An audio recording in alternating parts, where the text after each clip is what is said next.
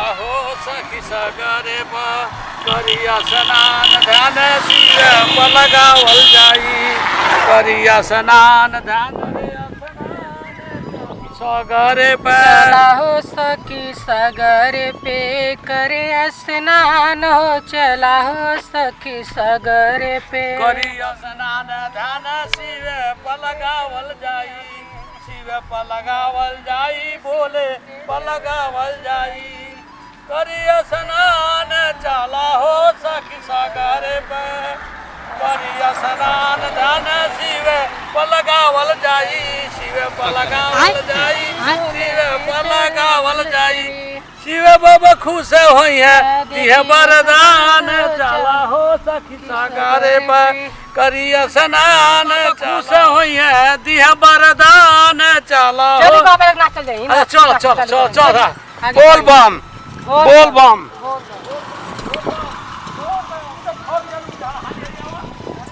हाँ। अब देखा हमन के थोड़ा दूर बा अच्छा नहीं तो हमन के मैरी पहुंच जाले बाबा के दरबार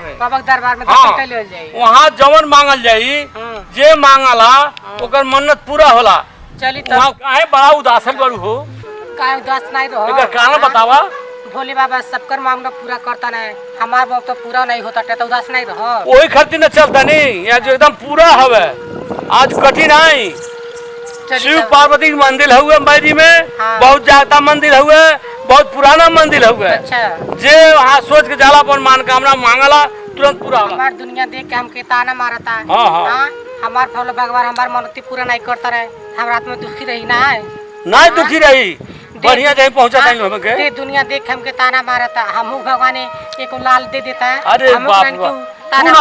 महाराजगंज में मैरी ग्राम सभा महाराजगंज में पूरा नाम है बाबा के भोलेनाथ के अच्छा हाँ दुनिया जहान जाला बहुत भीड़ होला मेला लगेला बाबा के अच्छा। जे जौन मांगला तुरंत पूरा हो जाई ना जौन तनी हाँ, तो नदी बाटे वो देख ताना मारे ले ओके घर हम आवे नहीं देबे अब ओके घरे हम कबो आवे नहीं देबे बाबा हमरो गोद पूरा भर दी है तू चल पहले मंदिर पर ना जन तनी अब मैं ताना मार देड़ी हां वो जात नहीं बा तब ताना मारेली कहो ऐसा बात बा बिहान उनका झोपड़ी छा के किनारे का घर बनाइबो अपने में नहीं रहते अलग रह ले बेरे समझ चलू न रो जो दुनिया ताना मार अरे कुछ नहीं हम बिहान उनका लगा के छोड़ वो अलग रहा हमन के डाई मिला दे उनके अलग रहा अपन कमा खा चली तब दर्शन करे बोले चल आओ हमरो मनौती पूरा कर दिए चल तब उनके बताई न रो चल आ गए चल न रो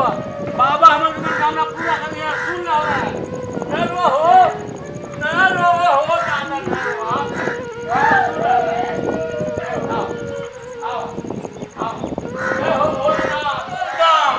न रो बोल बम अरे हे प्रभु अरे हम लोग सुन रहे हैं प्रभु जय हो भोलेनाथ अरे न बड़का होता बुढ़िया फूट जाई हो अरे बुढ़िया फूट जाई हो दादा न रो आओ चलो भाई हम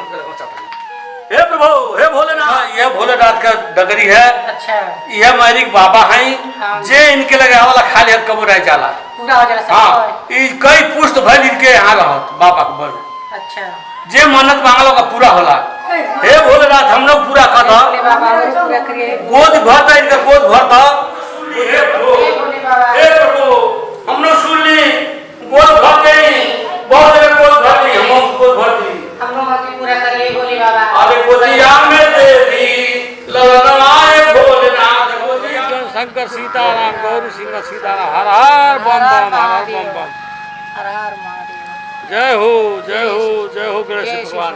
गणेश भगवान जेके चाहे ओके गोद भर देला भोलेनाथ जेके चाहे ओके गोद भर देला जय हो पार्वती जी जय हो गणेश भगवान गोद भर दे हम लोग आवल यहाँ कुछ कल जा ठीक बा